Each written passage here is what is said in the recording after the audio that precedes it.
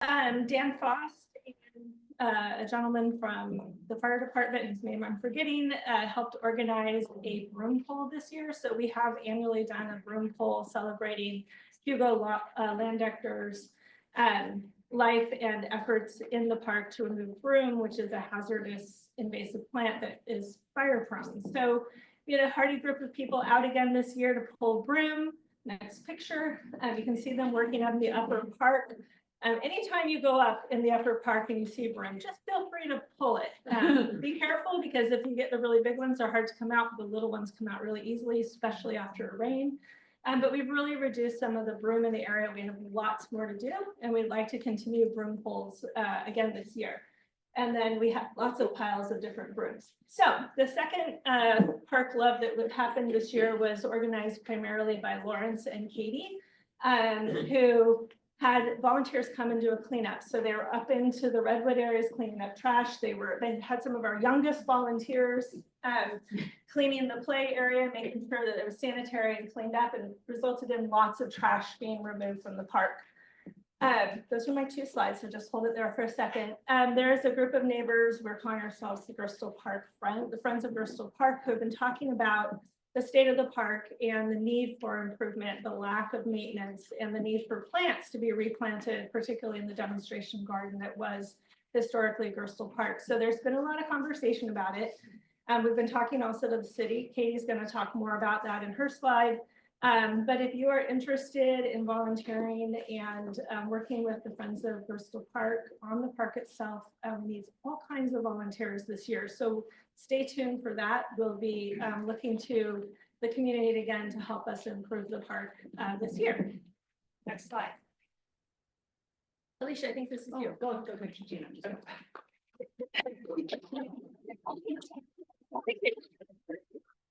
So the GPNA is very proudly the organizing sponsor for San Rafael Porch Fest. Thank you, Tom Obletz, for his vision and for bringing that idea originally to our neighborhood. So we want to give you a little bit of a report on this year's event. We grew a teeny tiny bit. We had 23 porches, 65 plus bands, and the plus is because one of our stages was all high school kids that all day long. 84 volunteers. I actually think that might be low. I feel like all in all, when you add in all of the porch hosts that I see a lot of you in the audience. Yeah, that does not include the porch hosts. Yeah. No, it's the people who are on the spreadsheet. So it doesn't include the 9 people on the committee, nor the porch hosts. So it is true. It's low by about 30 people. Yeah. No, I just saying it felt bigger than 84. But the moral of the story is it takes a village, and yeah, it's fun, but it's a we need you. Yeah, no, if you want to get more involved with Porch Fest, we would love to have you. And we would love you to also save the date. This year's Porch Fest will be Sunday, September 21st. Back it up. Back it up. Back it up? Oh, back it up. Okay. There you go. Yeah. Is this me? Yeah. Is it? Okay. We practiced a lot. Yeah. I'm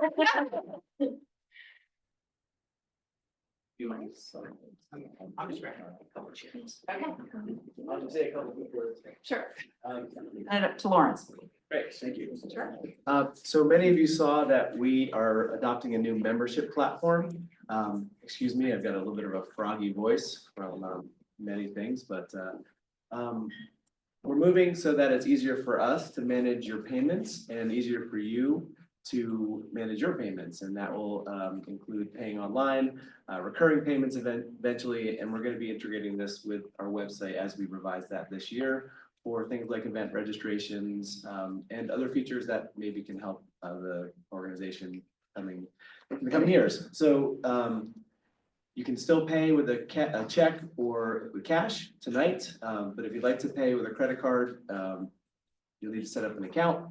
A little bit of pain in the you-know-what. We appreciate you kind of playing along. It just makes all of our lives easier. So if you need any kind of help, just email us at membership@gerstlepark.com And that's an email that I'd like for all of you to look for in your spam folder. We have had some, and we have had some email communications.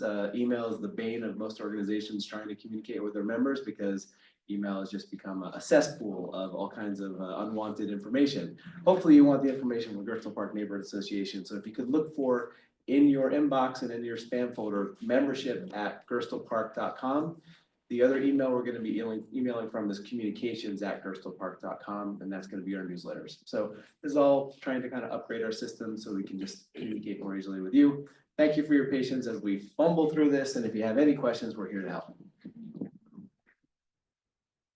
I'll also just add that several of you reported this year that for whatever reason, you were not getting our emails and they were going to spam, and some people couldn't even find them when they knew to look for them. So we realized we had kind of grown to a point where we really needed to make an investment in growing the neighborhood association, and huge applause and shout out to Lawrence and also Michael for, they did a ton of research on how to help us with this and all the different options, because it's not easy. But thank you.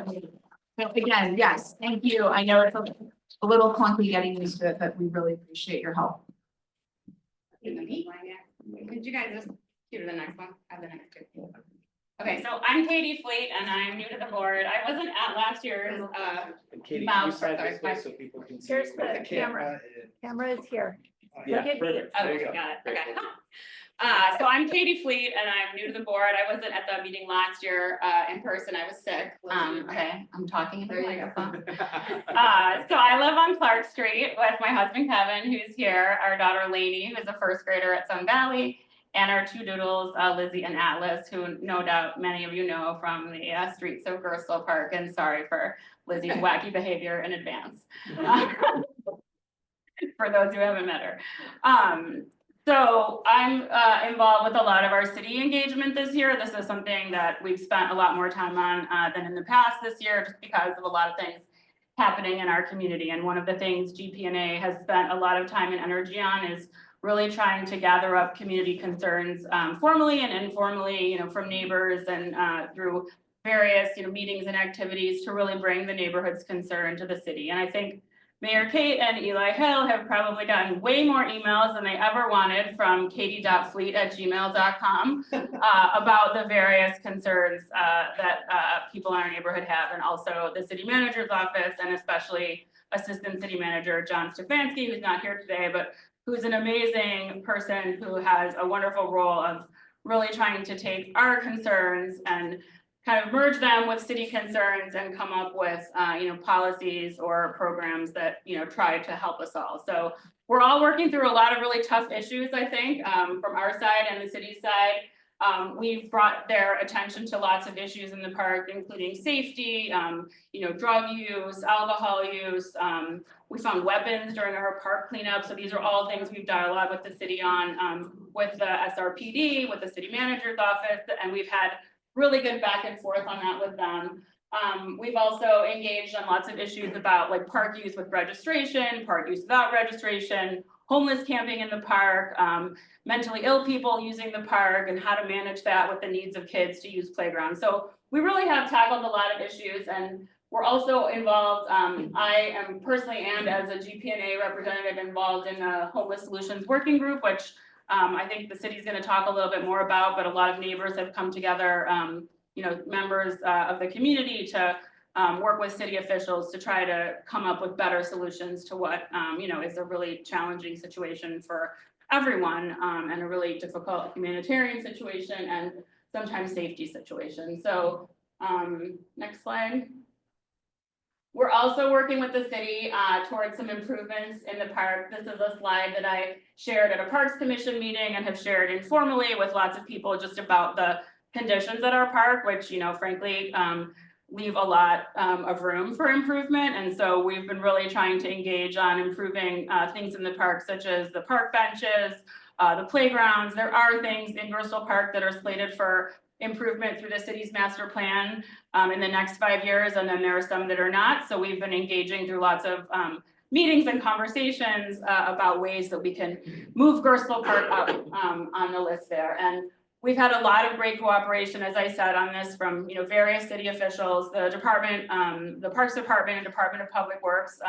Aaron Tubbs has been amazing. I know Brenda has worked with him a lot as well, just on our parks cleanup and on fixing things when they're broken. And we really appreciate having a dialogue with him and, being able to go to those offices when issues come up and to be able to solve them. So we are actively trying to come up with some solutions as a neighborhood association and some proposals to try to help the city move forward more on improvements in Gerstle. And so those are things that we'll continue talking about over our meetings and hopefully be able to report back on to all of you sometime soon as well.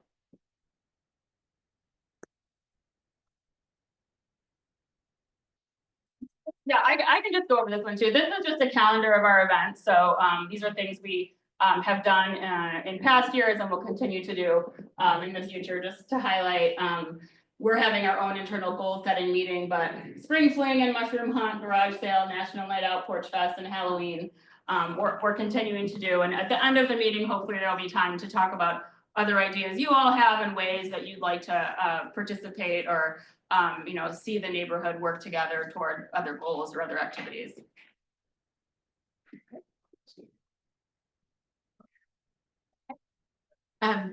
Just want to give a shout out to Katie here because another one of our new board members from 2024, and you have done an amazing job. And she has jumped in with both feet and has taken she spent hours and all this work with the city. It just really is amazing. So I appreciate you.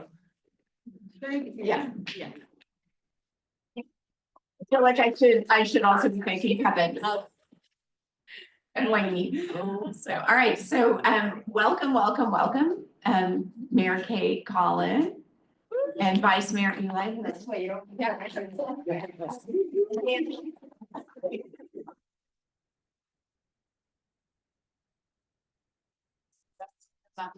Just give you this one too. So yeah, All right. camera's here. Well, thank you for having us here. I'm sure it's not because you're all charging your cell phone, because I know that you're out of power over here. Yeah, you should charge your cell phone, smart enough. It's always such a pleasure to be here to have face to face as much as we love the Zoom. So thank you to Gina, Alicia, and Katie for organizing this.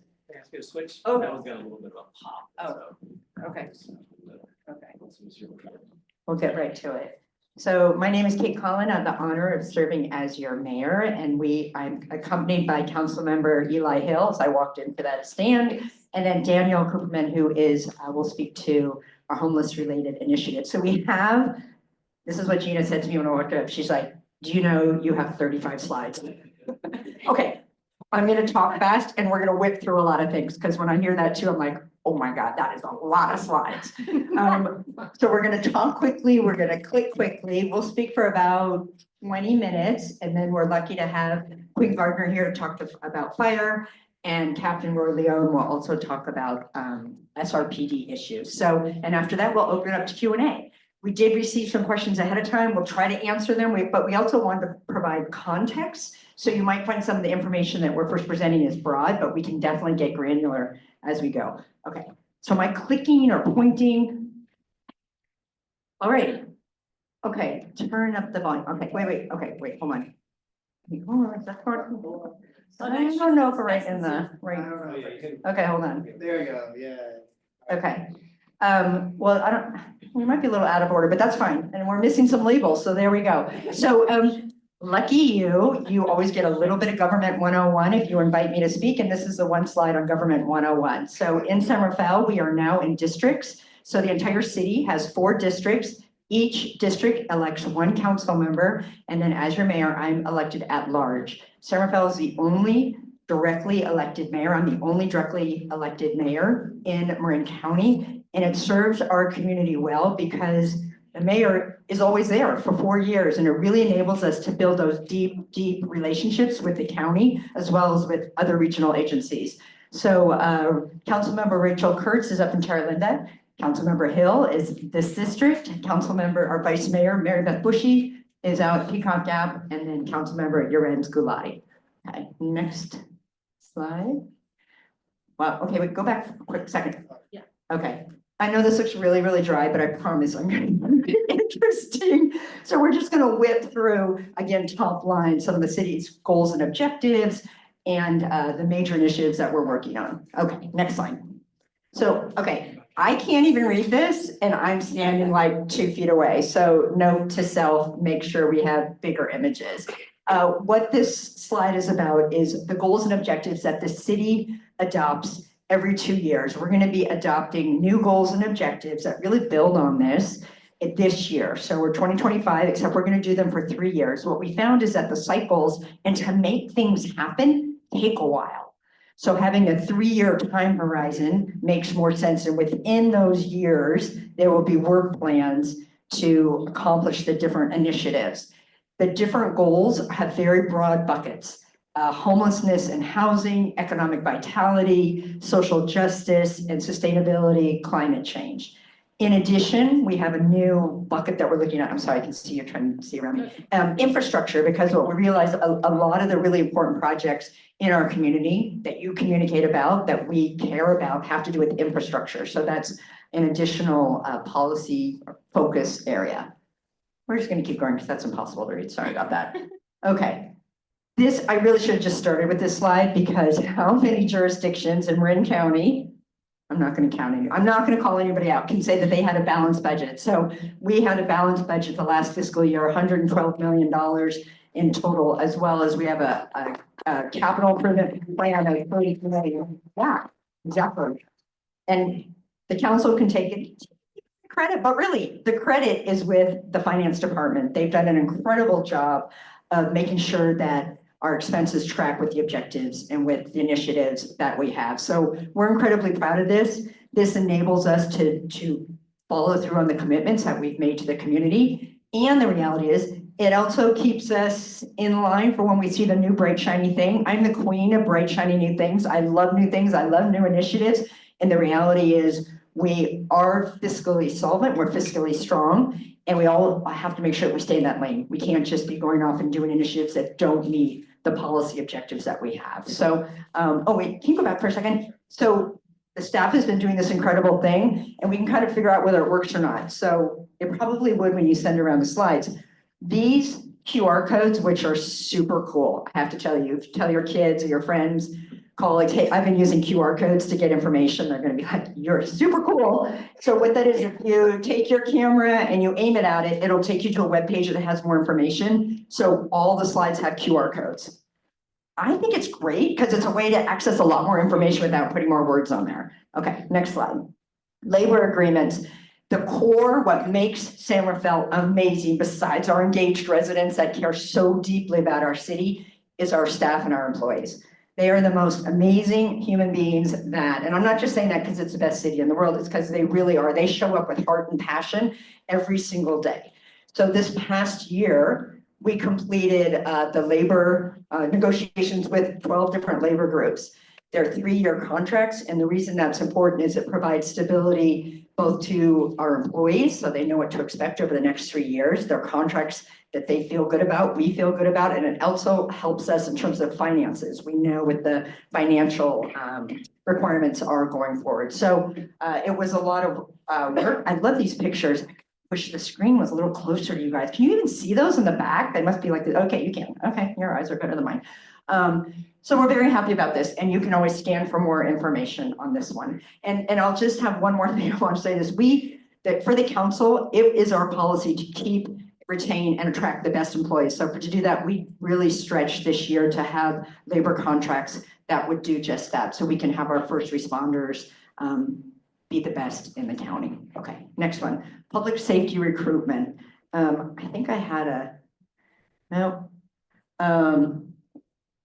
obviously, having people continue to fill the ranks and people retire through attrition or retirement, or if they go to other agencies, it's really important that we continue to fill our ranks.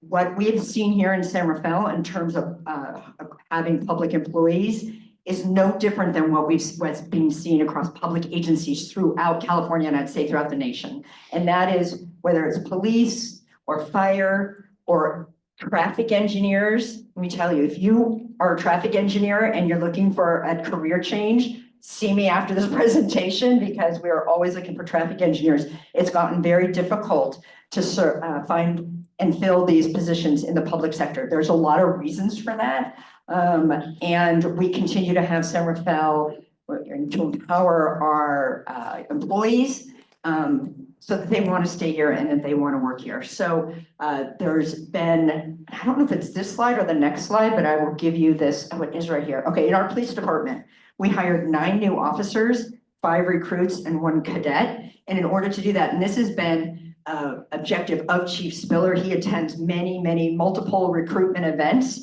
and trying to get people to come to San Rafael that reflect our population here, right? So we want a diverse pool. So Chief Spiller and the rest of the team has worked very hard to keep our ranks, our police department totally hired, or completely hired. And the fire department, we've hired 9 firefighters and paramedics. And for those with prior firefighting experience, I actually didn't even know this till I got this bullet point, so I'm new. The SRFD offers a lateral firefighter pathway. Historically, fire departments didn't do that. They didn't steal from each other, which is what probably a crass way of saying lateral, right?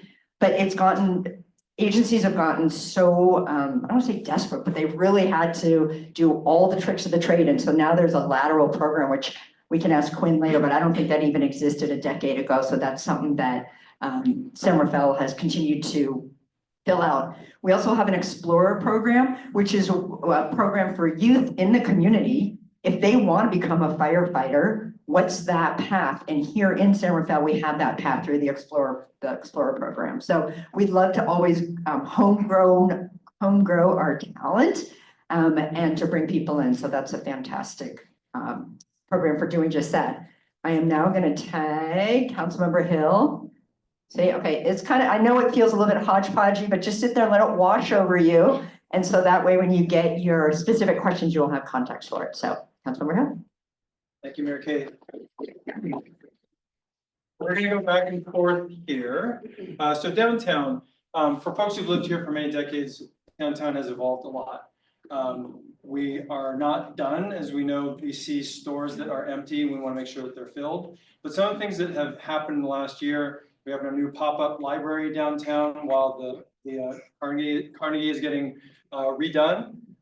We have a new GO program, which is more invisible to what you all see, which is the Economic Development Department came up with a GO program, which actually engages businesses that are interested in coming to San Rafael and helps them move through the process a little bit more seamlessly. I will say that one of the restaurants that just opened, maybe you've seen it, the Buren House looks really amazing. How many people have had a chance to visit it yet? Great, it's almost all of you.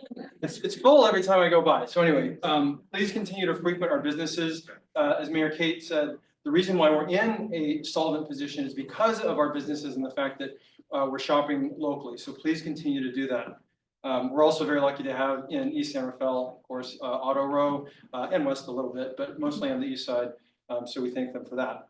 Also, because we are now a cultural arts district, we actually received money from the state. Only 20 communities in all of California got this grant funding. So it's actually to enhance our downtown arts district.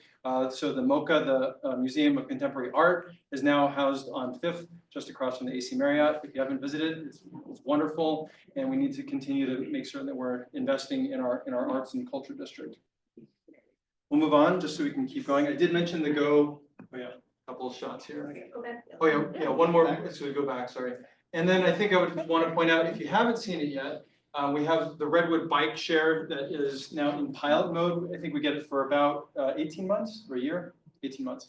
So if you haven't tried it out, I don't know how many of you actually need the bicycle and how many of you are actually carrying a helmet with you at all times. Maybe even try to take a venture to take a bicycle all the way to the SMART station and go up to Santa Rosa and back. I've done that twice. It's a good experience. So throughout the city, if you go to Redwood Bike Share, I think you just look it up. They have these little bike stands everywhere that look just like this. And there's a there's a QR code, just like Mayor Kate was saying, and just download the app and you can get on it. But if you already have a bicycle, it's not so useful. But For intermodal transportation, it's really great. I'm looking at Member Mooney for some sort of sign that that's the right thing we want to do. We'll keep moving just for short on time. And I did mention already the San Rafael Go program. I won't go over it again. In one sentence, it's really to make certain that we are inviting new businesses into our community, and our team is actually engaged to find real estate for them and get them through permitting and other business licensing issues. Okay, now I will turn it over to Cartwright. Good afternoon, good evening, everyone. So I'm Daniel Cooperman. Thanks for having me here. I'm here to talk about everyone's favorite topic, homelessness in San Rafael. So just a few quick updates that we have from the city is our sanction camp is at full capacity. It's operating very smoothly up to this point right now. We're very happy of it. Where is it? On the Mahone path. So we have 50 occupants there. Where's that? Right, yes, right by the Sprouts. Yeah, so the city and so us, the city and the county of Marin have increased levels of collaboration that we're funding it with state money as well as county money. The first contract for case management was approved by the Board of Supervisors, well, almost a month ago now, so we're very excited for that progress. And we have our camping ordinance in our 5th month of operation now. I know a lot of folks have emailed the End Homelessness email, so that's me on the other end, responding back to you guys. So thank you for all your thoughtful comments, questions, suggestions. And as most of you have pointed out or know, other cities in Marin have implemented a wholesale ban. But I just want to be here today to say we have not seen an impact, especially from Nevada or Fairfax, which are the big cities. Folks are not coming over, so I just wanted to share that with everyone tonight. And some of the results of the sanction camp are some before and after photos that we have here. So here's Francisco, Anderson, and the Mahone Creek path. Obviously, you can see a big difference. This is not to say that all homelessness within the city is solved, but these are some of the historic hotspots that have been very much cleaned up. And then here's a little snapshot of the sanctioned camping area, which we've done a few tours for, and minus the rain and the weather has been maintained very nicely. Here's a few of our actions that we've taken to resolve homelessness. You see the number of folks housed since 2017, and then some financial commitments to build new affordable housing here. So a lot of new units coming online, and then as well as funding the SAFE team. And you can see the number of calls that they really responded to last fiscal year, which is really amazing when you put that in context. Over 3,000 calls, which frees up our police department to actually handle the things that they're supposed to do. A few things to note coming up. We have our 3rd homelessness solutions working group. So we held our 2nd one last month. And then in spring of 2025, the council, there will be an update on homelessness in general, including the ordinance, our sanctioned camping area, and our city county partnership. Now back to you. Thank you, Daniel. The only thing I would, thank you, Daniel, very much. By the way, Daniel has come in very hot, and what I mean by that is basically in the last 45 days into the city. So thank you so much, Daniel, for stepping up and being a leader in our city. One thing I would want to add, everything Daniel said is accurate. One thing I would want to add is that when he said that we're 5 months out of our camping ordinance, is that this was the result of a federal lawsuit that we were under for nearly 15 months under a restraining order. I think everyone here saw and experienced the insanity of what that restraining order did to the city. We were not allowed to touch campers, allowed to do anything that would interfere. You can tell the tone in my voice is that it's been a very difficult experience, or was a very difficult experience. It's still a difficult experience, and we can get into the details. I would want to just assure everyone here that we want to move boldly and quickly. There are reasons our legal situation, even though we're out of the federal lawsuit, is not as stable as we would want it to be. I won't get into details on that. What I would say is that We have outside counsel that we trust to advise us on when the right move is, what the right move is to make and when. So please continue to show up. I know that Daniel did mention it. The Homelessness Solutions Working Group is meeting again on March 11th. The input from that group is informing what type of ordinance we would put into place and what's important to the community. I know it seems like it's a very obvious thing. We just want to make certain that we all feel safe when we go to the park and when we go through our public assets. We are concerned about the same thing. So please bear with us as we're still trying to do it. Don't stop sending us information about what's important or what you want to hear or what you want us to hear. We want to hear it. So that's what I want to say about that as we transition to Gerstle Park improvements. So for folks who didn't know, we conducted about 2 years ago the Park and Rec Master Plan that went through the entire city, all of our parks. What I will say, if you haven't read through it yet, and I encourage all of you to read it cover to cover, it's very long. But one thing that you would notice pretty quickly, if you scanned it, or if you asked your favorite GPT or AI to read through it, is that Gerstle Park shows up as one of the most popular assets in the city. Not just because you all go there all the time, but literally people come there because it is so beautiful. And yes, and I had to look this up. Gerstle Park was bequeathed to the city almost 100 years ago. It'll be 100 years ago in 2030. So we're coming up on that. So more to come. But what I will say is that in the next 3 years, in the short term, is that there are several things that are going to be taken that are budgeted for, including pathways and park improvements. But in the medium term, we have committed to making sure that we're coming up with a policy that we can all craft together on how to provide funding to restore the park to what the Gerstles had done. So I want to make sure that everyone is thinking in that way. These do take years because it takes dollars, and we have to find ways to fund it. But at any rate, please read through that and please think about how we can come together and fund it. The park, as with every park in the city, can only get so much funding, so we have to find a way to fund that type of beautification. Because as we all know, there were so many beautiful and unique trees in the park from 100 years ago, and they all have a lifespan, and we need to find a way to replant and replenish and continue that life cycle. Sorry, I went way off the slide, but let's go on to the next because I think that's important. Quinn Gardner is here tonight, and she will get into the discussion of wildfire. I know that we all saw in horror, and some of us were in LA when it happened. I was not.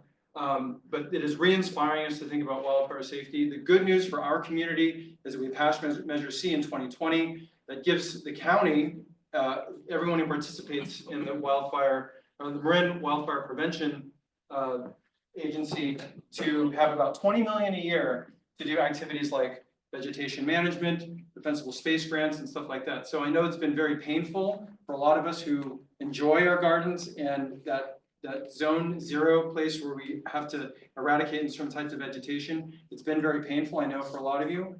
But trust me when I say that defensible space is what's going to help slow down fire progressing through our neighborhoods, even in a high wind event. We may not be able to stay in our neighborhood when fire comes, but we hope that it will preserve our property and hopefully we can come back. So please continue to bear with us as we try to do more to prevent fire. There are meetings, a couple of meetings coming up. I know the QR codes are too far away, but I'll just say the dates for those that can't see it. February 6th, 6 to 7:30 in council chambers. It'll also be online. And then Tuesday, February 11th, 12 to 1, online only. And we'll move on to the next. And this is just contact information. You all can find our email addresses and contact online. I know I get emails from all of you. If you haven't emailed me before, please do. I will say, we take emails of all shapes and sizes, angry ones, happy ones. But what comes through is the message that we need to hear. What is important to you? And we take it all in. And I hope that we were responsive to all your emails, even if they come packaged in angry language. So with that, we'll move on to our trivia. Okay, so we have a little bit of trivia. Okay. Just to see how well you know Centerville, I'm gonna ask you, this is a participatory part, so go just a slide at a time, next slide. Okay, what year was Centerville incorporated? How many people think 1774? How many people think 1874? B. How many people think 1920? How many people think 2020? So raise your hand on that one. Okay, next slide. Answer Yay, 1874. Everyone who raised their hand has got that one right. So we are celebrating this year our 500th year. And we know technically it was last year. We're doing the celebrations this year. There'll be events through the schools. So if you don't already subscribe to the snapshot, do that, because that way you'll know about events that are coming up to celebrate. And I just love these photos. It reminds us of how rural San Rafael was 100 years ago. Okay, next trivia. Let's see how you're doing. How many women have served on the city council to date? A, 0. You guys are paying attention. B, 7. C, 35. Or D, 68. Okay, before I tell the answer, go back. And the bonus question was, how many women mayors have we had? 1. Okay, so the answer is 7. 7 women. And, yeah, so we're changing things here though. We're changing things up, and actually all 7 of us are still here. We're all still around on this planet. And really I have to give a shout out to Barbara Heller and to Dottie Briner, who really were encouraging to myself as well as to Mary Beth Bushy when we joined the council. They're incredible women. Okay, next trivia. Which famous architect, okay, so I did do this one in high school, so you guys hopefully will get this one right. It was a little tougher for them. Which famous architect designed an iconic building? Walt Disney? Frank Gehry?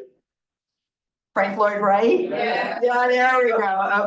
Okay, next slide. There we go. Beautiful, beautiful, beautiful building. And there's actually another, there's a case study house too that one of his acolytes designed. You're nodding your head, yes, over in Cape Cod Gap. So, oh my God, that's such a good trivia. I don't know did anyone know? Quick, someone find out what year? Someone will find out. We'll let you know. Okay, next one. San Rafael trivia. It is the first in the state of California to build, 1, a minor league baseball park. B, Mission San Rafael Archangel. C, a saltwater swimming pool. Yes. Or D, an electric railroad. Okay, no, the answer is only one person got it. Go ahead. D. So it was the first one in California to use a 3rd rail electrification. I went deep to find this one, let me tell you.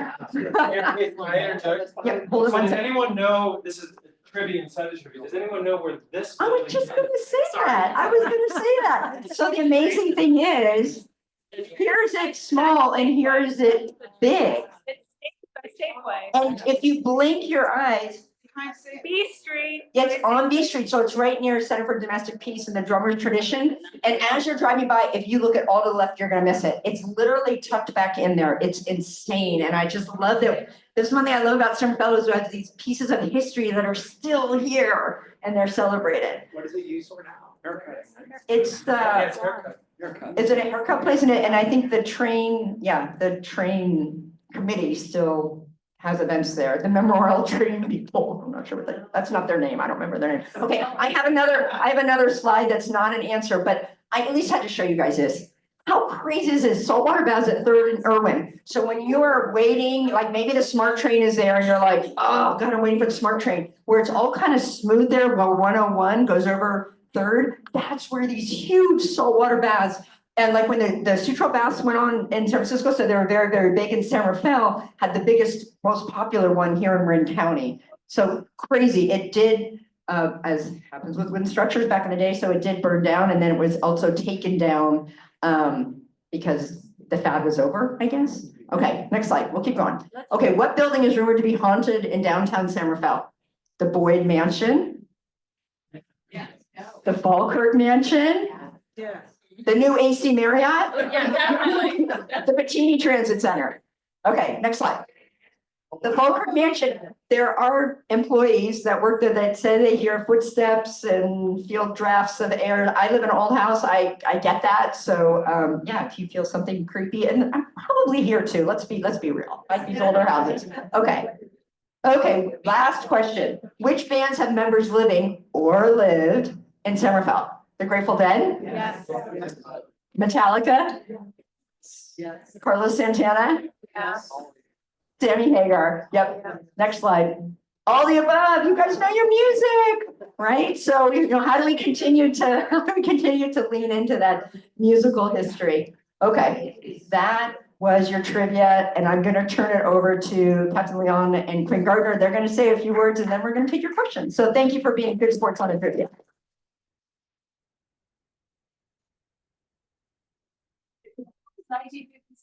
Thank you. I'm gonna add that. So the Civic Center, 1957, I'll add that to the slide. Thank you.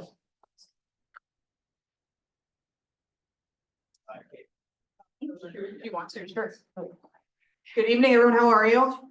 Okay, thank That's actually like the greatest energy transition ever. It's like transition to, my name is Quinn Gardner. I'm the Deputy Director of Emergency Management, for San Rafael. And I oversee our wildfire prevention and our Office of Emergency Services. First plug, as mentioned, and we have some flyers in the back. We do have this Thursday evening, in person and online, as well as next week during lunch hour. So we're hoping we're kind of hitting two different demographics that works for folks. We're going to be doing the mayor's going to host myself, Chief, and Kate Anderson as a panel to kind of chat about wildfire, the things we're doing. And certainly on the heels of LA and the tragedy that has unfolded down there, we recognize it's top on everyone's mind. But what I want you to know, and I've had this question come up multiple times over the last few weeks, is LA is not our wake-up call. LA is a good reminder, but after the 2017 North Bay fires, and the mayor was on the council at that time, the mayor at the time and the council said, this can't happen here. What do we need to do to stop it? Don't think about money, just tell us how we don't let San Rafael become the next, at that point, Burnett Park, Coffee Park, et cetera.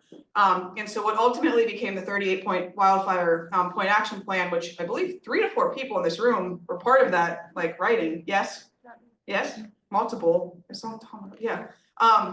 And so we were, through that process, able to come up with a real plan of how we prevent that. And then thanks to voters in 2020, approved Measure C and the tax measure that now funds that work, which we're now halfway through. And we'll talk more about that at these 2 sessions coming up, so I won't dive too much into that. But just within Gerstle Park, we actually, before we had the tax measure, we had applied for a hazard mitigation grant that in FEMA's glory took about 3 years for us to get approved, which actually did go into Gerstle Park and some of the historic roads back there, and we were able to do fuel reduction work. We wrapped that up, 2 years ago, Kate? Yes, thank you. We also, as mentioned, have our defensible space program, and I just want to make sure everybody knows we still have all the resources available. Yes, you are required to do things, but we are not asking you to do anything that we're not willing to support you in doing. So we have reimbursement grants available. We've got flyers in the back. We have direct assistance. So if you can't do it, you can't figure out how to hire a contractor, you don't want to deal with hiring a contractor, let us know. And if it's something we are making you do that is going to cost a decent amount of money, we will do it for you. Because our goal is to get this work done because it has community benefit. It's how we keep our insurance. It's how we keep our community safe. We also still have our chipper programs. And I've got my list of other resources. And broom pools were mentioned. You are one of many groups across the city that do volunteer broom pool events. They are great ways to get out. We will help take care of that debris removal, cover those costs, drop debris boxes, bring a chipper, whatever it is. We love those volunteer events and we appreciate you working in partnership. That has such ecological benefits as well as reduces wildfire risk. So we will dive so much more into wildfire at these sessions, and I hope you can make them. We're going to record the second one, so that'll be available after the fact as well. And then on the emergency front, we always get the questions around evacuation, especially Gerstle Park's a blend of reasonably wide roads that have decent parking with some narrow roads that aren't so great. So we are in phase 3 of our safe parking program or our parking blocks program. San Rafael, Lincoln Hill, yes, behind us, I'm in the right direction, was our first pilot area a couple years ago. So if you go up in that area, you can kind of see what the parking box program looks like. We've also done other areas in the West End, Dominican, et cetera, where it's really clarifying what does you can't park 6 feet from the center mean. And in some areas, we're actually creating more parking because we're kind of squeezing a little bit around that rule if we know we can do it safely. So while technically you couldn't park from your 6 feet from center, but we feel like if we draw this box, we keep you enough off the road, tell you exactly where you can park safely so the fire engines can still get around, you can still operate, et cetera. And that's based on apparatus width, space to operate, turning radiuses, other things around you, right? Just we're not going to block a neighbor's driveway with a parking box, things like that. So it's a very labor-intensive project. We were literally evaluating every foot of the city that meets that kind of narrow hillside requirement. So this is phase 3. We're excited to hopefully get that wrapped up before peak season. I do say peak season now. I never just say fire season, because fire season, as we've seen, is all year long. So on the resources we have, and then I'm gonna turn it over to Captain Leon. I did also bring, and I just want to acknowledge, right, we made a really quick transition to like a month without rain and worrying about wildfires to a waterfall coming down the hill. And recognizing Gerstle Park right now is many of you still might be without power. So I do have some information on the back about preparing for power outages. We are an all hazard city. We tend to think about wildfires the most. The city does have a flooding playbook as well as an earthquake playbook and a wildfire playbook, and those are our 3 big hazards.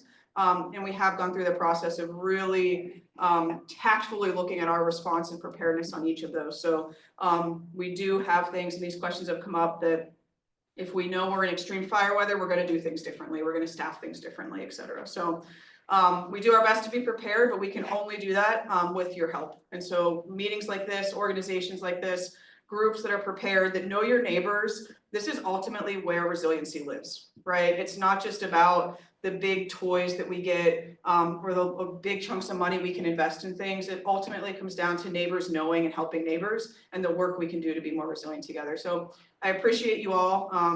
We're looking at a lot of really exciting programs in 2025 in that space. Stay tuned. I will be in touch with your leaders that will help share that information out. And I know we'll take questions after Captain Leo goes over this stuff.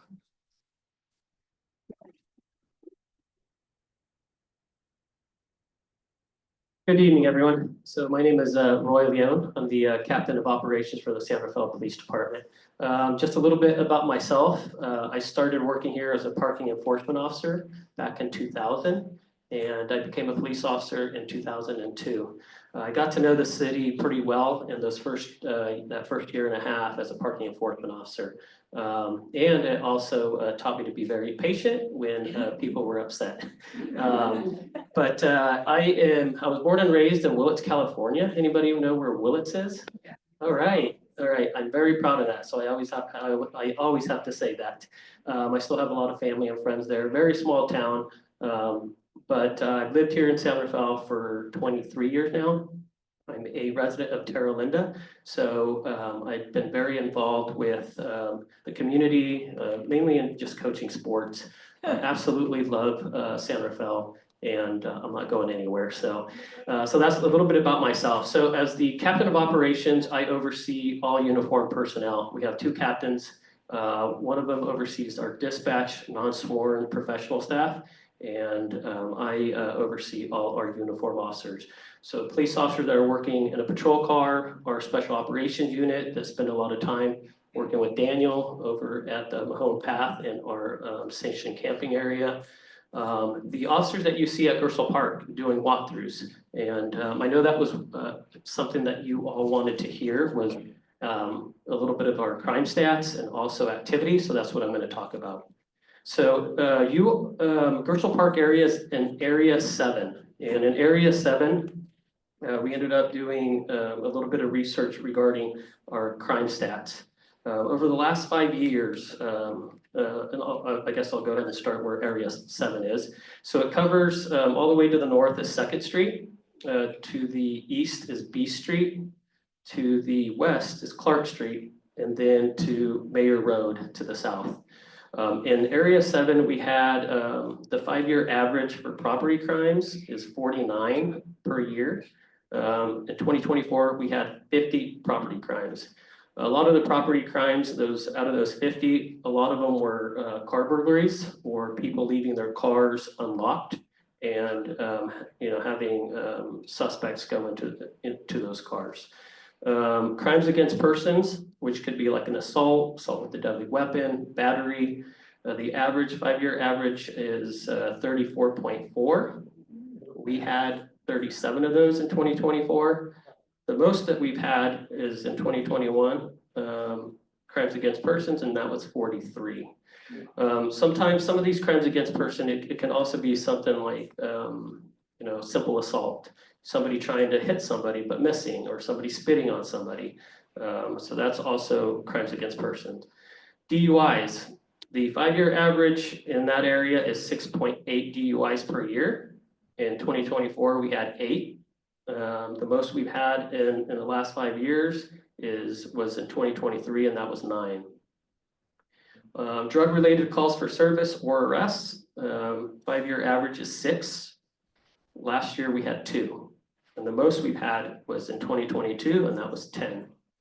And then finally, the last one is warrant arrests. The average in 5-year average is 5.4. 2024, we had 4, and the most we've had warrant arrests were in 2022, and that was 11. One of the things that we have noticed, so in San Rafael, ever since I started working here in 2000, we've always had I call it a problem, an issue, and that was with stolen vehicles. And in 2024, we ended up installing automated license plate reader cameras, and they're not facial recognition cameras. These are just cameras that track license plates. They take photographs of license plate. So if a vehicle ends up traveling past an ALPR flock camera, it will alert the officers, hey, this is a stolen vehicle, and this is the area where the stolen vehicle is. In 2023, we had 447 stolen vehicles in our city of San Rafael. It's a lot. 2024, and keep in mind that our cameras went live in March of 2024. In 2024, we had a total of 233. So nearly 50% decrease in stolen vehicles. And we've made numerous arrests, not only for stolen vehicle suspects, but also, we can put license plate of people that are missing, people that are, that have been kidnapped and so forth. And so we've been very successful using the license plate readers. Talk a little bit more details regarding Gerstle Park itself. And in Gerstle Park, back in November, we saw an increase in calls for service regarding homeless persons in and around Gerstle Park. In November, we received 21 calls for service. And again, keep in mind that some of those 21 calls for service of homeless subjects in the park, it could have came from, multiple people. It could, a lot of those 21 calls could have been from one person. So we received 21. Once I received information that there was an increase of homeless and criminal activity in and around Gerstle Park, I ended up directing our officers to do extra patrols in that park. I knew it was important to the community members to show, a little bit of pay a little extra attention to the park. From November, again, we had 21 calls for service. In December, we ended up only having 3. January, we had 3 as well. So we went from 21 to 3 in those 3 months. Our San Rafael police officers ended up doing 60 extra patrols in that area. So I think it was in partnership with our community and our police officers going out there 2, 3, 4, 5 times a day, late at night, ensuring that there was no, people in the parks committing crimes. And our SAFE team, so our specialized assistance for everyone team. For those that don't know what our SAFE team, what they do and who they are, it's an EMT and it's a specialized crisis, counselor or interventionist, and they work as a pair. So they do a lot of the welfare checks. They do a lot of our calls for service that come in if somebody is in a mental health crisis. Rather than sending a police officer, we'll go ahead and call the SAFE team, and they'll go out there in order to handle those calls for service. They responded to 1,537 calls for service in 2024. The majority of those calls, the police were not needed, and they were able to go ahead and, provide resources and help to a lot of our mentally ill homeless population. So that is that, and I'm sure you guys are going to have a little bit, some questions for me at the end. I just want to again say thank you so much for having me here. I really appreciate it.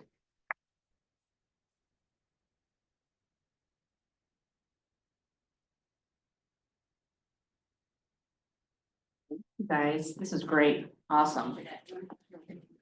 Yeah, so hi, everyone. My name's Alicia. I'm gonna be fielding the Q&A. I got all your guys' questions over email. I pulled together a few of my own, and we're just gonna have a conversation. I'm so thankful that you guys are all here today with us. I guess the first question, actually, just to kind of go for the SAFE team, what number do we call for the SAFE team? Because I definitely made a phone call to the non-emergency line. Is that the right thing to do? So yeah, so you can call the 415-485-3000 number, the non-emergency phone, if it's not an emergency. Obviously, if it's an emergency, always call 911. So our dispatchers are trained to go ahead and, take that information. And if it's a call, for SAFE, they'll go ahead and dispatch our SAFE team. There's also a phone number, and you can look it up at the, City of Santa Fe. You can also look it up at our website. And I should know this. It's in my phone. It's in my phone too, yeah. Yeah, let's see here. We'll go ahead and get that to you, but the last four numbers of it is SAFE. 458, yeah. 415 what? 458. 458 SAFE. Okay, cool. That's great, because I live on Marin Street, so there's some people walking up the street occasionally. Okay, great. I guess I'm gonna start with downtown revitalization and traffic. That was an awesome update. Thank you so much, Eli. It's super cool to hear about the GO program. I wanted to ask you, are you able to tell us about any other programs or businesses that have applied to become a part of it? Because I love being able to walk downtown with my kids, and I look forward to seeing more stuff coming in. The brewery is one of many things I'm excited about. Is that working or no? Should we just use the one? Yeah. So the GO program is to bring new businesses into the city and help them basically join our community more easily. What we're trying to do with downtown is work through a couple of things. One is we're currently under what's known as a P bid. So businesses put in some money to actually create the business improvement district. So they gather money every year. Now, that amount is very little. In terms of revenue, it brings in tens of thousands of dollars, under 100,000, which for the kinds of things that they want to do is not very much. We're helping facilitate that the businesses and property owners might consider an increase to that budget to do things more like beautification and create an environment that is even more welcoming. I think we'd all agree that we can envision downtown that could be more beautiful and more clean. That doesn't happen for free. In terms of the level of cleanliness and service, this is what we can afford right now. So the P bid, so the new bid is being considered right now. That might be a year or two away. However, I would just say that, in addition to being clean, we also would just want to tie it to homelessness as well. We do know that businesses, if the business improvement district were here tonight, they would be telling us just how much homelessness is impacting the businesses. Just as an anecdote, someone who's experiencing homelessness or a mental health crisis might walk into a business and create a lot of disruption. That's an experience that a lot of business owners have. And I think even for residents, when you walk around, there might be one or two incidents you might have just being downtown. So this is something that if we could push a button, we would push it immediately and have everyone housed with security and case management. But this is something that we're working towards, is to actually help our homeless population be able to be housed. But we think that's a major part of the downtown story as well. Absolutely. Yeah, I think I definitely see that as well. As we're kind of talking about downtown and housing, we're in the middle of a housing crisis. We all know that, and we need more housing. We have gotten a few questions from members about how we make sure that as we add more housing, what do we do for the infrastructure and traffic to accommodate all these new people that we expect to kind of come into the city, to make sure that we aren't completely impacted with the additional housing, I guess, and people. No, that's a great question. So as you may know, the housing requirements come down from the state.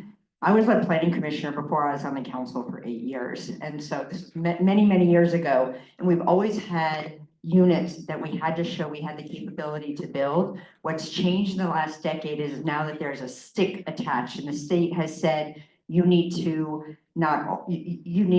have the zoning to ensure that these units have the ability to go forward.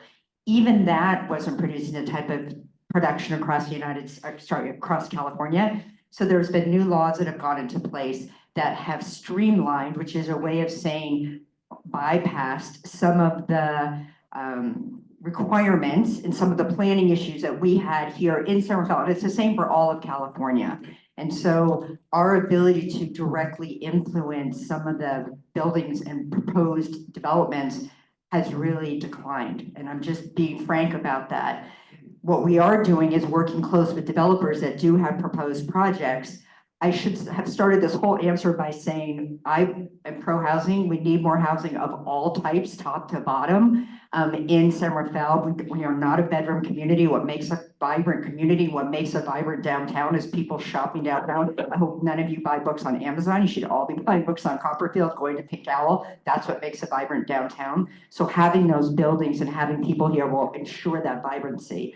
Having said that, it's definitely, we're in a changing time. The city council had approved a general plan with a downtown precise plan that had all sorts of height limits and density limits. And what's happened is developers can come in and go over those limits if they have increased affordability for their projects. When I think of what San Rafael is going to look like 15 years from now, and you can do this imagination with me, we're going to have buildings that are taller. We just are. That is the type of growth that we're going to have here. We're not going to be building here, up here in the hills. We have open space. That's not going to happen. We're going to be building near, and I'm going to answer your question. We're going to be building near infrastructure and near transit and near transit corridors. So when you think of the downtown, that's where the height will be. And honestly, when I think about having taller buildings, if I had to pick a place in San Rafael, I would want it to be in the downtown. That's where the services are. That's where transit is. That's where we do have some taller buildings. So it will be interesting as these projects, some are in, if you read the IJ, some are pre-application. It's a fancy way of saying they have started the application process, but they haven't started the public review process.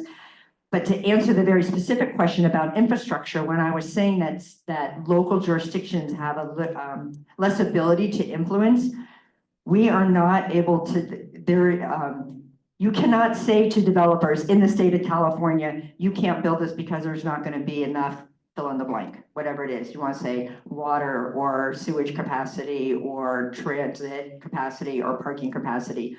That is not a modifier. That is not something that you can measure these projects against.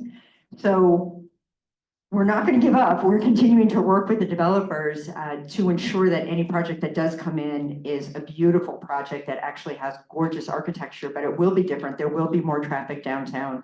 The bikes that Councilmember Hill was showing was how do we get people out of cars? I mean, it's all interrelated. And I do think of a world when I imagine like what would a perfect world be, it would be when someone can live downtown, they can go to work, they can do their shopping, and they actually don't have to get in their car. Their kids can safely bike to school. So that's what the infrastructure dream is. The reality is we're not there yet.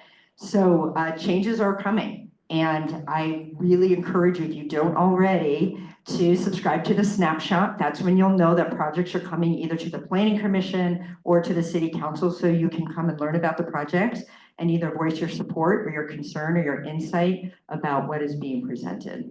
Right. On that question, we have a question around the bikeway, the 2nd Street bikeway, which is awesome, really rad. But the question is, it kind of ends in Gerstle Park and it doesn't continue on to Davidson and beyond. And like now we have Mahone Creek, which is now the encampment. So are there any plans to extend that farther, to your point of like creating a very bikeable, safe area from, you know, Sun Valley all the way down to the transit center? Phil, did you put that question in? That's a great one, though. I know the answer to that. You know the answer to that one? So we have an approved bike ped master plan, and in that plan, it has the vision of the ways that people can traverse across our community. The underpinning of all those infrastructure projects is we get those done by getting grants, and those are state grants and they're federal grants. And if you've been watching the news over the last couple of weeks, access to federal grants could be very, very different in the year 2025. We don't know what that's going to look like, but I can tell you right now that it's putting a lot of infrastructure, bike, road improvements, bridge improvements in jeopardy until there's clarity around that. Okay, so moving on to Gerstle Park. and like the park and the unhoused situation and homelessness all kind of wrapped in one. We all live here because we love the park. We love going to the park. And we did see on the master plan that we have a lot of we are on the near-term list. And we are the most socioeconomically diverse park. We are the most populous park, as you mentioned, Eli. Yet we aren't kind of like it feels like honestly that we aren't as prioritized as some of the other projects that have come about. What do we need to do as a neighborhood, or how can we possibly accelerate Gerstle Park being invested in? Especially because I think if we make improvements to the park sooner rather than later, it might help alleviate some of the issues we're seeing with the unhoused and the illegal activities happening in the park. Because the more people going to the park, the less that's happening. Positive feedback loops versus negative feedback loops. I'm gonna pass it to Councilmember Hill, but first I have to say, what part of your question or part of the question was, I'm just stand up so people back there can say, was how do we make sure we get this? I call that policy possibly by squeaky wheel, and we actually don't do policy by squeaky wheel. So the way that the prioritization has been done in the Park and Rec Plan was done through the Park and Rec Commission, and they had an algorithm that had different factors and criterias, so it would be even. And if there was one neighborhood that was more plugged into us, plugged into City Hall, that they're not at an advantage if there's another neighborhood that is maybe not as plugged in. So the way that you can be involved, you can go to Park and Rec meetings, but it's very clear in the plan about how that prioritization is over the lifetime of. Yeah, go ahead, Eli. No, I'll let you go if you Yeah, have a thought. no, I guess I wonder about the algorithm just because we are one of the most used parks. And Pickleweed is the most used part. okay, second, Yeah. yeah, okay. One of them. There, one of them. But one of them, and it is one of the most socioeconomically diverse parks too, so I do wonder about that. And I'm happy I know you guys have so many things to cover, but I'm just curious, like, how do we kind of, what does near term actually mean, I guess is my real Yeah, question. so, yeah, and I encourage each of you, all the time that you have to read top to bottom the master plan, but what you would distill is the definition of what near, medium, and long are. Yeah. So near is within 3 years of when it was published, it was just over a year ago, so in the next 2 years. So the reason why it takes that long is that we're taking our Measure A funds, which we all voted for, and accumulate, because we get a cut of that every year. And we're not just spending immediately, we're actually accumulating it so we can actually afford to pay for the things we had on there. And as you noted, if you were to look in the inventory of all the near-term projects across the city, Gerstle Park got 2 in the near term, which is greater than pretty much every other park except for Pickleweed. I think they got 2 as well, and they got the field for winter. And as I mentioned, the medium term, which goes to a 5-year outlook, so that's not too far past that, or maybe it's 5 to 10. Sorry, it's 5 to 10. Is to develop a policy on how we can beautify the park in a more permanent way, Gerstle Park specifically. Now, what are the mechanisms? That's also in the plan. I did ask that the contractor that helped us conduct this study and pull this whole master plan together, help look at what we could do to, since we just don't have enough revenue in the city. It seems like $100 million is a lot. It goes very, very, very quickly to things that we actually need, like fire and police and the people that help support our community. But it does go into Mello-Roos, which are a mechanism so that we can create districts for taxation. That's something that the community could do. I don't think that's not a lightweight thing. I don't think that's an easy button. That's a lot of we're already carrying a lot of tax burden. But it is something that we could organize when we start to do that process of creating a policy around it. But as Mayor Kate said, federal dollars are going to become probably scant in the next 4 years. And in fact, even federal dollars that have been awarded us are in jeopardy too. So even a lot of the big projects that we have planned might be pulled back. But all this is to say, we can define what we want to do. We can try to apply for grants. There are state grants and there are actually federal grants. I just heard this. I got to speak with our Congress member Huffman just this week. He was saying that there actually are federal dollars that are available because, oil companies have to pay into certain funds, and there are certain park and park type funds that can be used. So we can investigate those. All this is to say that there is a way. I think I'll just share with you, I can see the vision of what Gerstle Park was meant to be almost 100 years ago. It was, I think we all know that it was a diverse amount of vegetation, beautiful trees. As I said, there's a life cycle. To make that funded in perpetuity is not cheap. But I can imagine what that beauty could look like. So I'm with you. We have to find a way to fund it. Kevin? That's not a quick comment on that, like, I understand the algorithm and that it tries to be equitable, but the optics of it for the neighborhood are very clear. We don't have we see other parks get invested in. Sun Valley Park is beautiful with its new play structure for the children. Peacock Gap is getting work done now. Like, we go years and years and years with, you know, like, the Park Services takes very good care of the park. The park is generally cleaned up very nicely and taken care of. But I hear what you're saying. From our point of view, the optics are what they are. The park does not get invested in. It gets kind of maintained. We see a lot of crime. We see homeless people camping in the park, and we see other parks in the city getting tangible, visible investment. And then when I understand that you say there's no favoritism going on, but the optics are, we're clearly behind the curve with our park.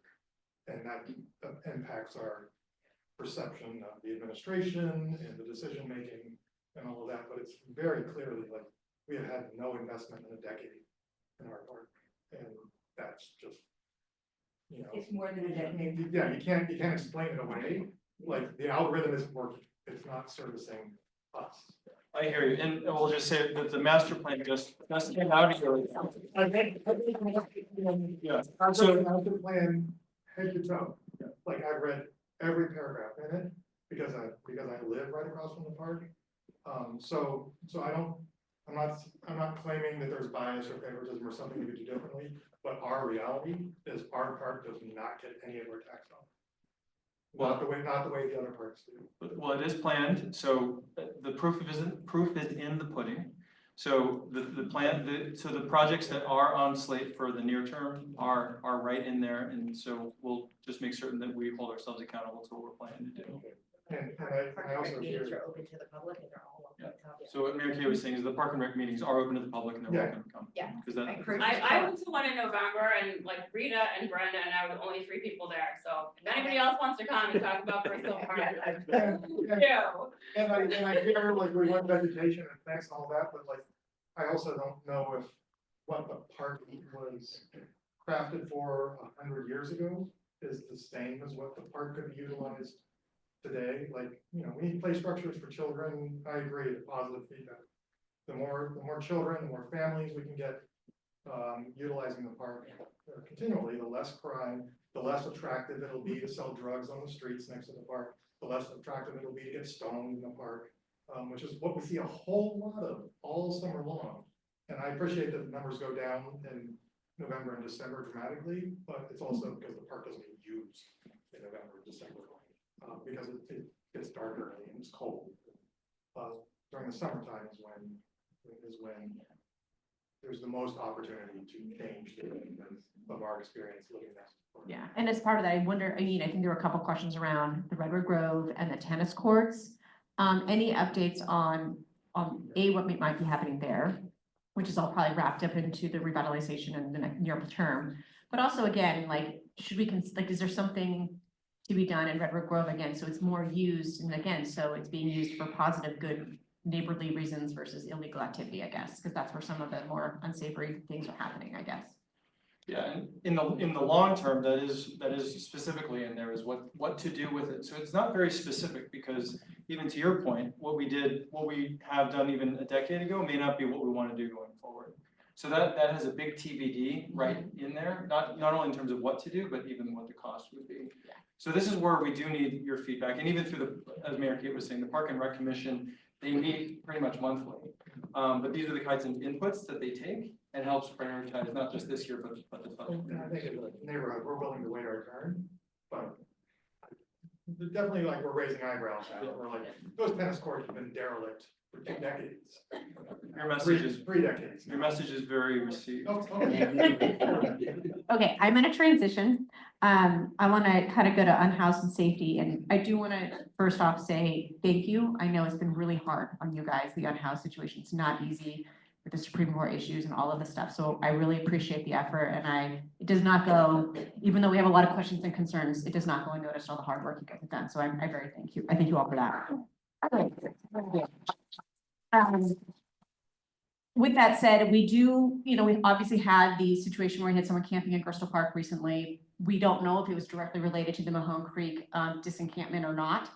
I guess the question is, I have a question for you. You mentioned that like you have not seen any camping going up since that's happened. How are you guys monitoring that? Was going to be one of my questions.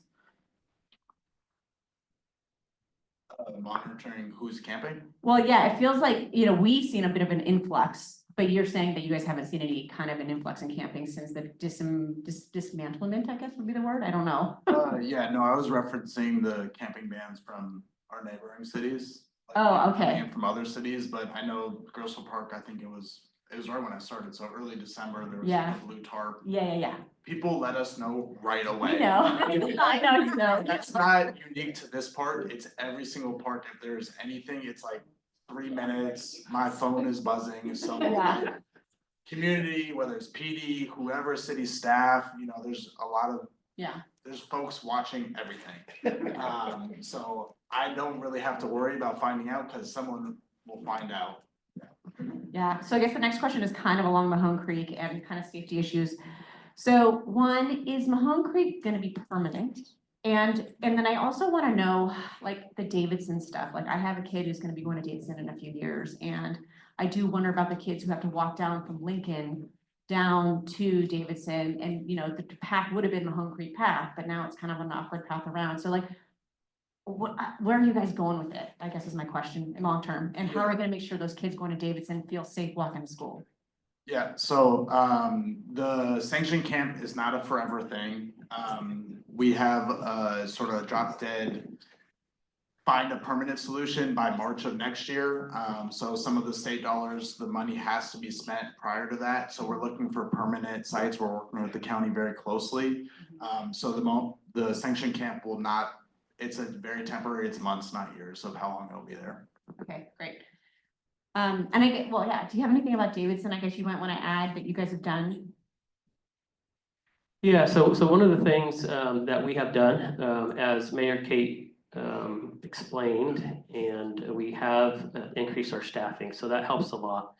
We have a special operations unit. That special operations unit is a supervisor, which is a sergeant, and then we have 2 footbeat and bicycle police officers, along with a ranger. And the 2 police officers that are on bikes and are walking, and the sergeant, they spend a lot of time in our downtown area, sanctioned camping area.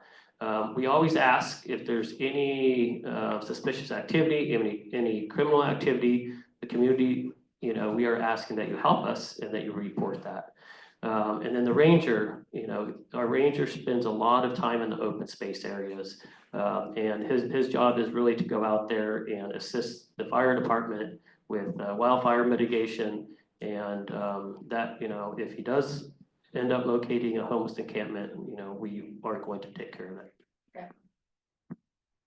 One comment, I brought to the mayor's attention the issue of camping on along the creek on Andoro, adjacent to the tennis courts, and the impact that would have on school children going to Davidson. I think the mayor was very responsive.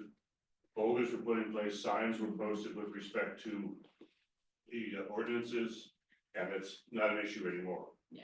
And thank you, Mayor Kate. No, I mean, the Anderson's a whole nother place right now. It's pretty amazing what the changes that have been made. I wanted to ask you about the 7-Eleven. So I have a kiddo, and it's just like indicative of the area. Like, we live in Gerstle Park, which is near 7-Eleven, or it is it's here. But we also want to take advantage of the community services right near it. The B Street Center, Parkside, Albert Park. My kiddo gets off the bus at First and D to walk to go to play practice. But I get a little nervous, frankly, because he has to walk kind of right by the 7-Eleven there. So is there a way we could do a foot patrol there? Or I guess, is there anything that we're doing with the 7-Eleven or knowing that there's a lot of illegal activity happening there, and what steps are being taken to kind of mitigate that, I guess, would be the question. Yeah, so anytime we have again, we like to call them problem areas. So Problem areas, if 7-Eleven is a problem area, we want to know about it if we don't already know. And we'll go ahead and stand up. So we need the community's help. We can't do this alone. And, there may be times in which criminal activity is occurring that we may not know about, that you may be seeing. And sometimes, you may not call and report it to the police department. Because you think, oh, they already know about it. Well, we encourage people to call the non-emergency phone number. It brings it to our attention, and we can do what we did with Gerstle Park, and we'll make a beat project. We'll let our special operations unit know, or we let our police officers know that that's become an issue, and then we also can become creative and work with other resources and other departments within our city in order to try and mitigate and prevent some of the criminal activity that's occurring. Great. Yeah, go ahead. I don't know if it's a late question, but I understand the affordable housing issue and the need for density. And, I'm pleased that there's some smart growth concepts behind that. But with respect to Gerstle Park as a neighborhood, my question has to do with off-street parking. And as we grow in density, it creates, an off-street parking issue. And specifically in terms of, I view it as a house safety issue. Quite often we're seeing more commercial vehicles that parked, numerous days overnight that contain, construction materials, particularly, maybe hazardous materials that, it's troubling to see that. And I'm seeing it more often. So I'm just gonna repeat the question for those online. I guess the question is around like off-street parking, and as in density increases, what's kind of the solution there? Is that kind of the question? Yeah. Okay. And commercial. And the commercial vehicles that are parking on the streets in residential neighborhoods with potentially hazardous material. For days. For days. No, it's true, for days on end, yeah. So, in, San Rafael, there is a length restriction. I don't know what it is off the top of my head for, parking vehicles. So if you have an RV, you actually can't legally park it on our roads. That ordinance was passed years ago. When you drive into the city, it'll say, and I just don't know the exact length off my head, so I don't know which ones that you're talking about, but those much larger, oversized vehicles is what we call them, are not allowed to be parked on the streets. In terms of, and you didn't really ask it this way, but I'm putting this out there for food for thought. Some neighborhoods have wanted to see turnover of parking, so they put in limitations on how long cars can park there. Someone said, oh, that car's been there for days.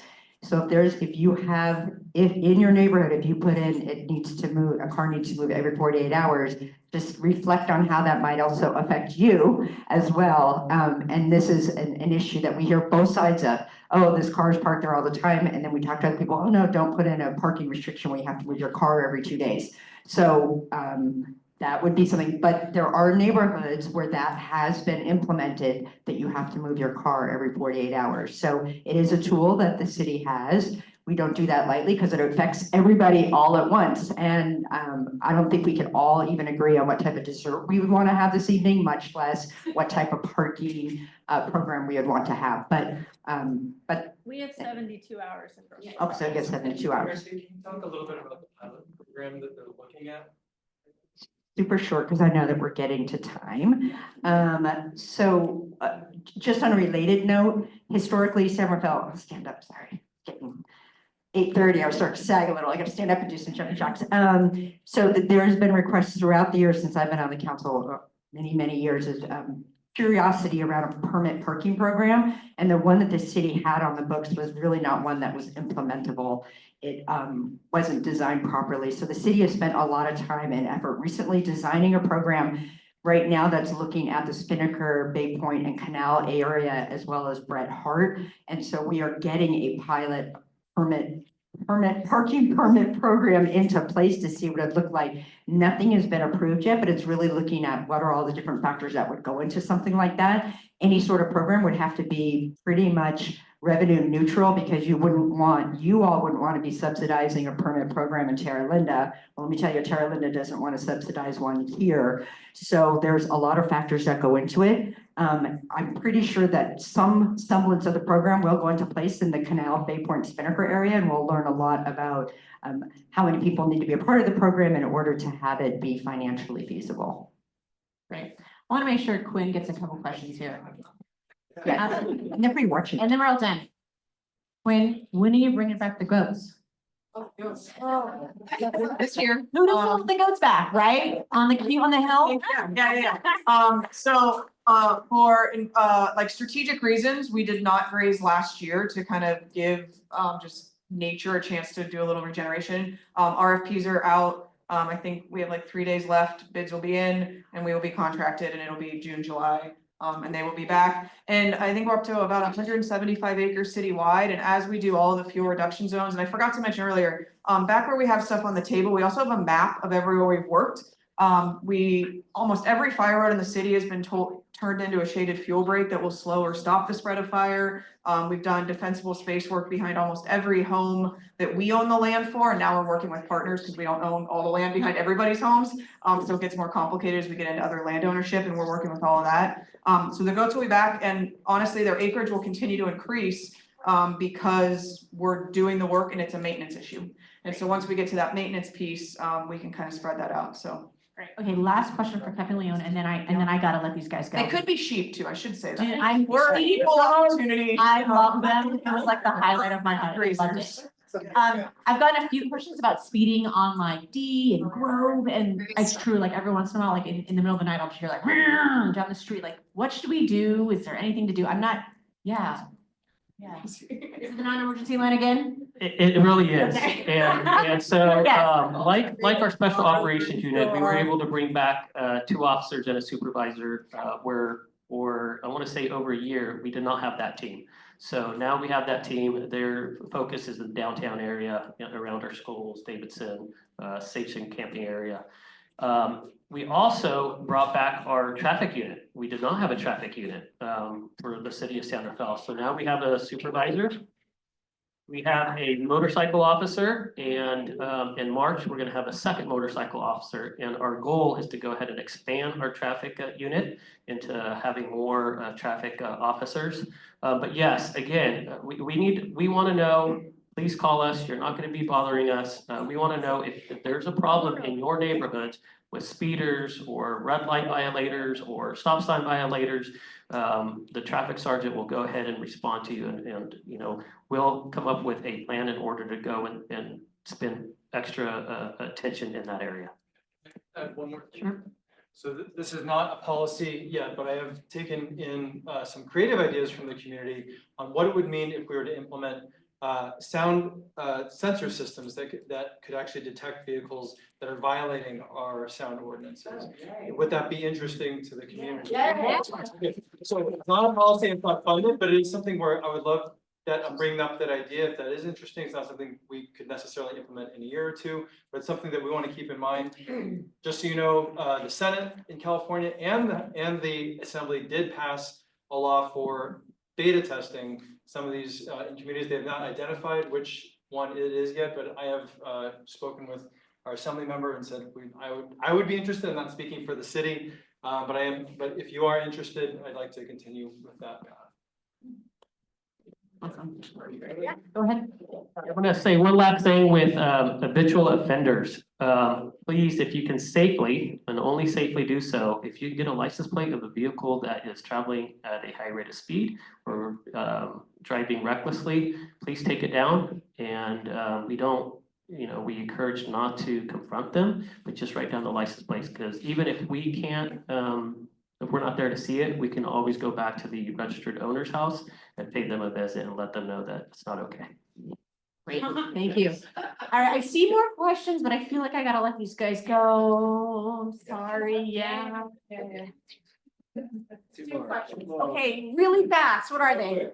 Mitigation, when you mentioned debris boxes and that type of thing. Oh, yeah. How many neighbors, as a group, how many neighbors conceivably could we get together for a debris box? To say, okay, I'm gonna get 4 Oh, and it's, so I would say, you tell us the project and we'll figure out the best way to deal with the debris. So if you're gonna do a once a week for a week, we might only pick it up once a month. And like out on the coalition, they do a massive Earth Day broom pull and we get like multiple boxes for one day. So tell us the project, we'll meet you where the debris management piece makes sense. Amy? Yeah, thank you. Not serving public office, so thank you.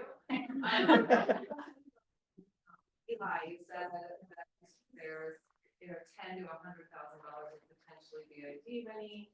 Is there any, and this is just for my own education, and this is a personal question, not my legal life. Is there any talk of some kind of punitive effect of leaving a commercial space vacant for 5 to 10? Yes, the question was, is there any potential punitive Yes. repercussions for leaving a So- space vacant downtown? And that is a policy that we could adopt. It's called a vacancy tax. Essentially, it's a punishment for not turning over the property. So as it stands today, and this is not a controversial fact to talk about, but a lot of the properties in downtown are outright owned. They're not, the owners actually own it and they don't have to pay a mortgage on it. So they're sitting on properties, they don't have to move it so quickly. We could entertain a vacancy tax. There are pros and cons to doing that. But it's something that we have entertained. It's not something that we take off the table. We do look at every year as a way to inspire property owners to do that. So that is on the table. We have not exercised that, but that is a tool that we have if we wanted to implement. Talk about the empty storefront program. Yeah. Positive. Go ahead and do that. Building on that, so there is an empty storefront program, because I feel the same way when you go by and you just have the commercial developer or commercial led. Sorry, we had a council meeting last night. I'm like done. Anyway, just having those posters don't look so inviting. So we do have a program that I am personally championing, and I can't wait till we have the first one where you come by and it can just have beautiful posters in there or children's art or whatever it is, so it doesn't have that kind of bleak look.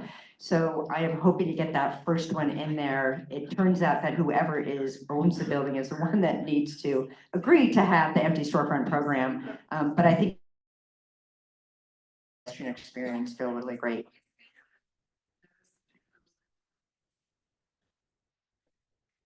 Yep, there are definitely some, yep, that's a longer conversation. There are buildings that are owned by hidden LLCs, so, and we can spend community resources and staff time and resources doing that, or we can spend time on the GO program, on the empty storefront program, on working with the Burn House, the new Irish pub, to make sure that they open up. So that's really what we've been directing our energy right now, is to really vitalizing what is happening downtown. And by the way, if any of you have kids who are dancers, I'm sure you already know this because everyone else walks the street the way that I do. We have a new dance shop that's opened up right around the corner from Kitchen Table. I encourage you all to go there. There's only other dance shop of this caliber. There's one in San Jose, and then there's one up in Oregon. So if you have a boy or girl who is working to be a ballerina, you can get your shoes fit there. And I mention that because that's a really unique business. And I talked to the business owner last week. We have like 5 different dance schools here in Somerville. So I really think what is special about our community, and we can end on this note, are the special retailers that we have. The baseball card guy, I'm not a baseball card gal. He had the best couple of years that he's ever had through COVID. Red Devil Records, some of the best records. So we actually have those specially unique stores that you're not going to find when you go to a mall in San Francisco. So I really encourage all of you to frequent those really interesting places. Even if you don't buy anything, at least go in there and talk to them. Be that our gaming store. So thank you for inviting all of us. As always, you have great questions. I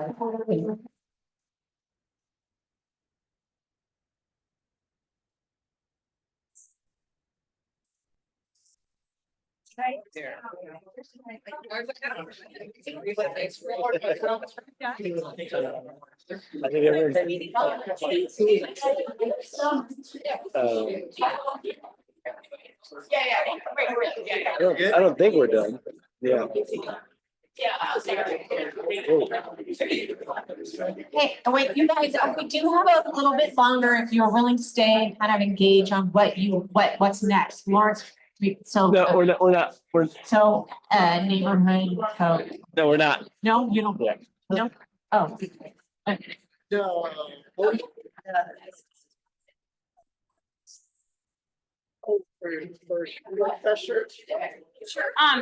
So thank you guys so much for coming and thanks to the city. For those of you who are here who can stand a few more minutes, we just have a few more messages. And for those online, hi. Can you guys just queue up the last few slides? So. Okay. And we have- Yes, yeah.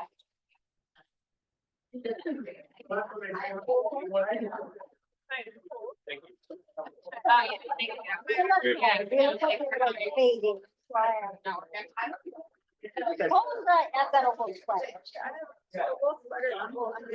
Okay, so thank you to everyone from the city and to Eli for keeping it real and listening to all of our positive and not so positive emails. Thank you, Eli. Yeah, thank you. Yeah, thanks so much. So, yeah, we've sent them lots of questions over time and they've been really responsive and very nice to spend their time. So we just wanted to let you guys know, we're gonna send out an email after this event that'll have a lot of the resources that have been talked about in the city slides and in some of ours, just so everyone knows where to go with concerns and issues. We're just gonna make this really quick to let you know, we want to see and hear from you guys about things you want us to be doing. Can you just go back one more? So these are things we have planned that we've already thought of, continuing our events and engagement, improvements in our communications. We have Friday potlucks that are kind of informal that we're thinking of formalizing and kind of opening up to bigger groups. Right now, it's kind of the Sun Valley bus stop and some Parkside families. And we did want to also plan a new event, which is a park cleanup day for March, which will be a combination kind of improvement of the park, but also collaborative effort with the city to try to get them to help us, help the benches and help the picnic tables and help as much as we can help without being on the list in the master plan to get those things improved. So we really want to hear from you guys about things that you want to do or you want to see happen that you can be part of. And it's very late and I know people at home are probably still struggling with power. So I think at this point, we'll just have people email us with that information. And I just wanted to turn it over to Gina to. I'm impressed for you guys that made it. Thank you so much for your membership. Oh, yeah, and we need you to renew your membership if you haven't already done so. Thank you all for coming out. I hope that when you come home, you have lights. Gina. Yeah. And the guys. Yeah. Tom Oblitz put a little pause in his raffle t-shirt so that we can, yeah, he was worried that everybody had left with their tickets. So we're gonna put a pause in that and give those away at a later date. Or if we find Tom, he'll give you a shirt. Done, we're done. Yay. Okay.